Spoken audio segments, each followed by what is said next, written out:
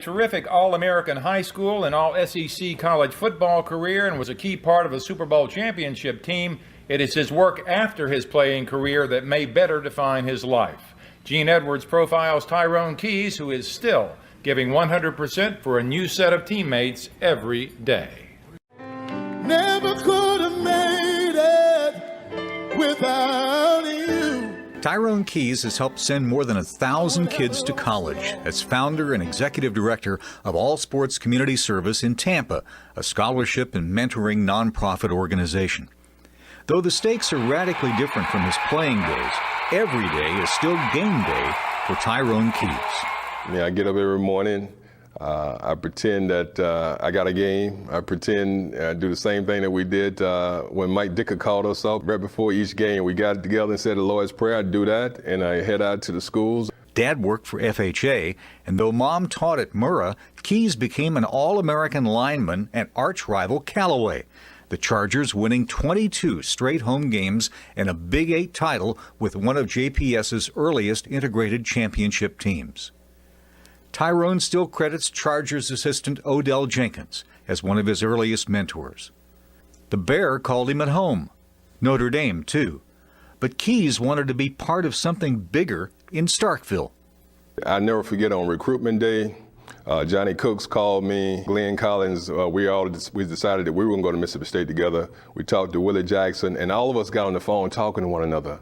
Marty McDowell called, and we were saying we're going to go up there and we're going to do something special. The telephone group hug finally paid off in the team's Sun Bowl season of 1980. I'm Pat Summerall, and this, of course, is Tom Brookshire. We're at the Sun Bowl, an event that we perhaps love to cover more than any other. What a day this is. Even for El Paso, this is outstanding. It's about 70 degrees, a slight breeze, and both clubs are really queued up and teed up, ready to go. And it's a good one. Tyrone Keys, he's the big fella. Wing fakes. Ball is not loose. Mississippi State comes up with it. Tyrone Keys. I don't know what to tell you about that. Quinn fakes. Keys puts the pressure on, and Tyrone Keys has the sack of Jeff Quinn. He beat the block of Mandelko, the offensive right tackle. Number 98, Tyrone Keys. He can physically change the play because he can come right over and through people. And there he is. 6'7". State won 4 of its first 5 before getting spanked at home by USN. But we had made a commitment in that locker room after that Southern game that we were going to win the rest of our games, and we had to play for each other. Proving once and for all that good can indeed come from bad, State regrouped. The Southern Mississippi loss had occurred on October 11. On October 12th, the Bulldogs made a commitment. They declared a new 5-game season. They decided right then and there to win all 5 of those games. The fact that Miami, Auburn, Alabama, LSU, and Ole Miss were those 5 opponents didn't matter. Miami, a nationally ranked team that would go on to win the Peach Bowl, was first on the list. Jim Kelly, you are on the clock. In the Orange Bowl, the Hurricanes went into the game with what was statistically the nation's 3rd best defense. The Bulldog defense had another day in the sun, too. Johnny Cook scored a touchdown on a pass interception. And the defense demonstrated the first of 3 straight goal line stands that would win 3 consecutive football games. Mississippi State fired the shot heard around the football world. Mississippi State 6, Alabama 3. Mississippi State not only scored more points than Alabama, the Bulldogs beat the Crimson Tide in every facet of football. No less an authority than Paul Bear Bryant called the state victory decisive and strolled to the south end of Mississippi Memorial Stadium to personally tell the Bulldogs that. Emory Ballard, the man who invented the wishbone offense, had designed a defense to shut it down. And the defense did. In a wild Mississippi State dressing room, Millard told newsmen, "We played from the ground up, start to finish, and never once let up. This is a great bunch here who decided they wanted to be something better than average. I'm proud for them, and I'm proud for everybody who loves Mississippi State." Dual record at State with 10 sacks in 1980, 26 for his career. The Jets drafted the 3-time second-team All-SEC pick in the 5th round, but he got a better deal with the CFL's British Columbia Lions. 2 seasons and 20 wins later, the Bears traded for Keys, who spent the 83, 84, and 85 seasons in Chicago, where fellow Mississippian Walter Payton took him under his wing. Well, definitely, when I went there, I never forget meeting Walter Payton, and of course I grew up watching Walter Payton, and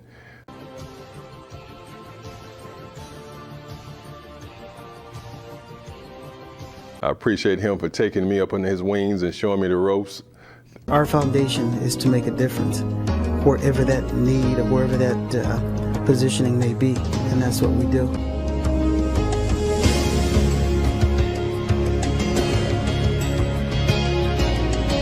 Walter's dedication to helping kids is evident even when it comes to the simplest of tasks. I'd like to get into a situation when you sign autographs that you interact with that person somehow. Or you ask him questions about where he's from, what he's doing. Walter, how are you? Nice to meet you, man. Pleasure's all mine. Who's that? That's my son, Simon. Hi, Simon. How are you? Yeah. Did you sign his ball for him? I'm glad to. I have 2 kids, and if they had an opportunity to meet, one of their heroes, I would appreciate it if they, would give the courtesy to be just a little personal. As great as superstar he was a great man. And we're not doing this because we're greedy. The Bears are doing it to feed the needy. We didn't. With Tyrone as a pretend keyboard player in the video and a valuable defensive end on the field, the Bears shuffled all the way to the Super Bowl 20 title following the '85 season. The temperature, winds gusting up to 35 miles an hour. And we'll see as the afternoon progresses what kind of an effect that will have. Butler looking away from Brown to Redden, floats down at the 5, and Redden brings it out from there to about the 18. Cliff Thrift down to make the tackle. This time is where Buddy Ryan has a new wrinkle, and that is to put Tyrone Keys in on passing down. They have their foot direction. It away by Keys. That was part of their package. That was part of the scheme. He's 6'8", and he batted it down.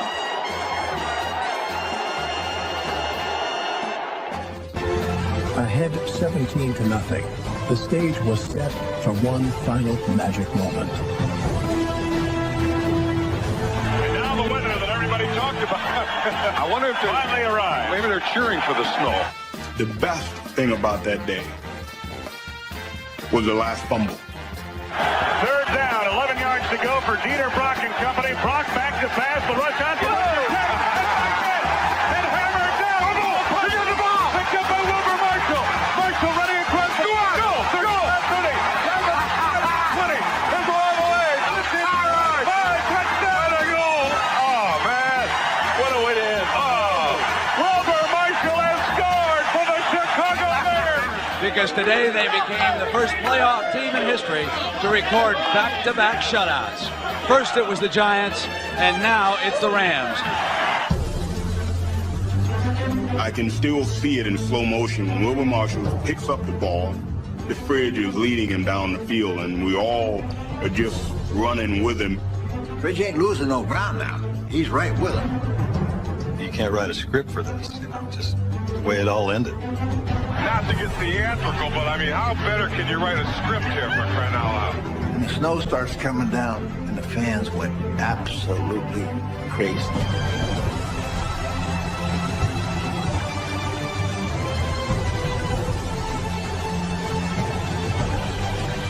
The Bears were going to their first Super Bowl. Mike Ditka's thoughts turned to Papa Bear George Halas, the man who had hired him to get them there. And I think right there, The old man was saying, that's the first time since '63. And finally, a Super Bowl for the Chicago Bears. Walter Payton hugging Virginia and Ed McCaskey. Now linebacker Otis Wilson. Inside the Bear locker room, the owners of the Chicago Bears. She, of course, is a lovely daughter of the late George Halas, the founder, who was the coach of this team the last time they won a championship. And the fridge, number 72, William Perry. A team of destiny, according to Bud Grant, before this game started. And the former Minnesota Viking coach knew something there, because today they became the first playoff team in history to record back-to-back shutouts. First it was the Giants, and now it's the Rams. This was earlier today in the Bear locker room as the Bears packed in preparation to go to New Orleans for the Super Bowl engagement with the Patriots. That's Tyrone Keys getting his gear together. We're just hard by the side of that locker room. We're in the weight room of the Bears. Atlanta, bring on Dallas. This is for Mike and Papa Bear Halas. This man walked in the room and said, if you just stand with me, if you just believe in me, we'll be at the dance in 3 years. And here we were. I wanted the Bears to be the best. I wanted the Bears to have the best reputation. I wanted them to be the toughest, and I wanted to win the championship. And I told our team when I got there, I got good news and bad news. The good news is we're going to win a Super Bowl here. The bad news is a lot of you people aren't going to be here when we do it. And I didn't mean that to be cruel. I meant it to be factual. One of the most dominant defenses ever saved its best for last. Snap to Grogan, the blitz is on, over the left side he goes.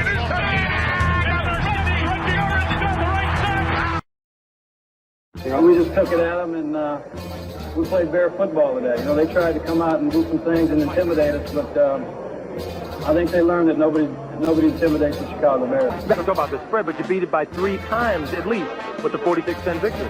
Well, the thing that Buddy Ryan had expressed to us all week long, that they were exactly the same team that we played the second game of the year. We just let them do all the talking all week long, and we knew we had a good game plan, and we came out and performed real well. Mention first that a lot of people have said to me this week or this year, isn't it too bad your dad wasn't here to see this? Well, I think he's been with us the whole season, and I think he's here with us now, and he'll be with us always. Tyrone recalled Peyton's urging that he start preparing now for life after football. Keys took a job as a substitute teacher at a local high school and became more active in his community. He closed his pro career in 1988 with San Diego. At age 29, with 9 pro seasons, a Super Bowl ring, and some college records on his resume, Tyrone Keys went back to Tampa to make a difference, where kids who were helped come back to help others.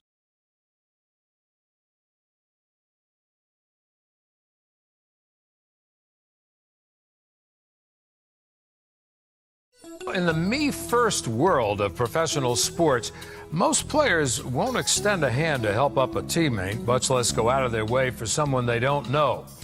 Well, here's another feel-good story about a former NFL lineman, Tyrone Keys, who knows all about that life.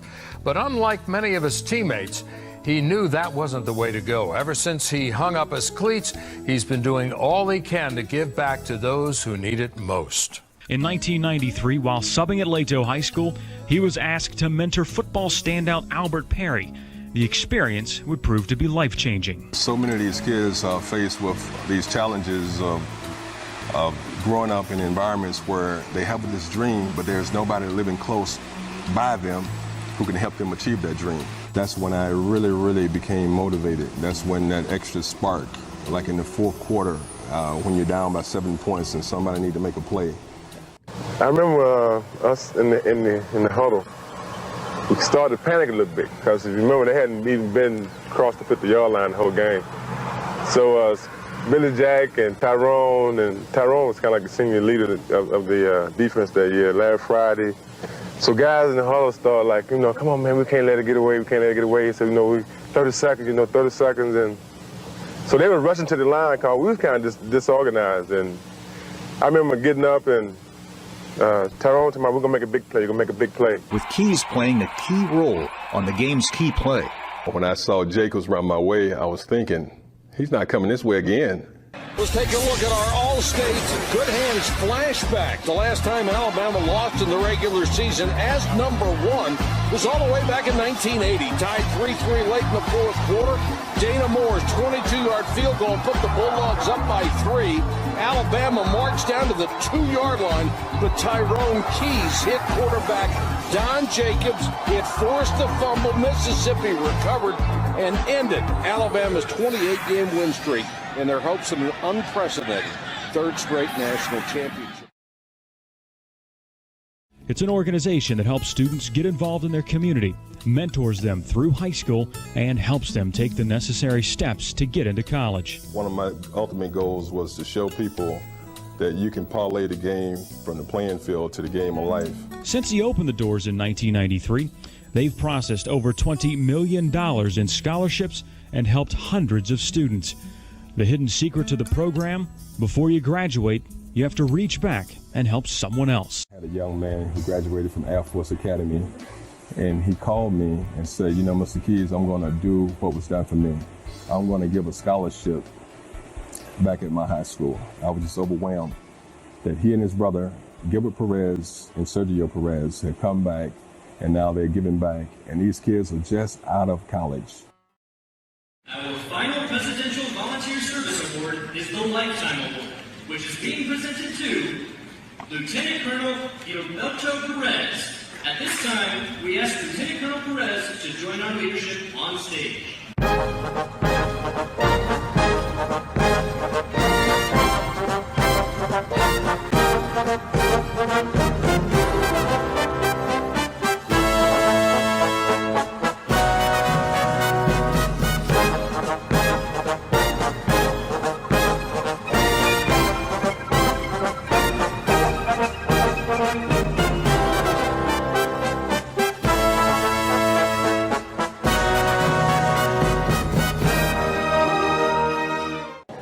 The criteria for the scholarship was for students who excel in academic, sports, and community service.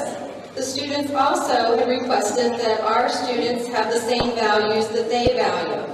One of those being the United States Air Force Academy value, which is integrity first, service before self, excellence in all we do, and then their mother's saying, life is a balance. One you must strive to be the best you can be, while balancing academics, athletics, spirituality, and extracurricular activities. And I know they had a very hard time making a decision on this. And the two students they chose are Mr. Brian Benson